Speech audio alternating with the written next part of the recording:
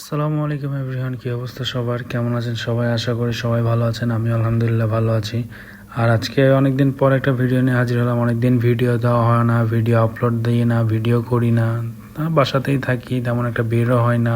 তো অনেকদিন বাদে একটা ভিডিও আপলোড দিলাম যে একটা ভিডিও করা যাক। আর আজকে তেমন কিছু না, আজকে হঠাৎ করে মনে হলো একটা ভিডিও বানাই, সেই জায়গা থেকে ভিডিওটা বানানো। আর আজকের ওয়েদারটা অনেক সুন্দর ছিল, আকাশটা অনেক সুন্দর ছিল, দেখতে অনেক ভালো লাগছিল। আর এটা হচ্ছে আমি গরিবের উত্তরা বলে এটাকে রাখি, কারণ এই রাস্তা দিয়ে যখন যাই উত্তরা যাওয়ার একটা ফিল পাওয়া যায়। আর আজকে বিকালে তেমন কোথাও যাব না।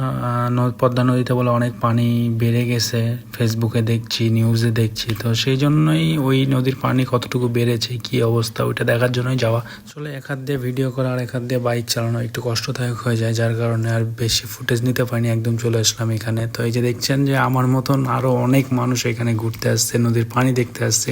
আর কেউ কেউ তো এত পানির মাঝেও নৌকা নিয়ে ঘুরছে। আসলে নৌকাতে ঘোরার মজা একটু অন্যরকম, কিন্তু আমি ভয় পাই, আমি সাঁতার যাই না, যার কারণে নৌকাতে উঠি না। আর আমি এখন যে জায়গাটায় আছি এটা হচ্ছে রাজশাহী টিবাদ, সুপরিচিত একটা জায়গা রাজশাহী টিবাদ। টিবাদের এই জায়গাটা আসলে অনেক সুন্দর।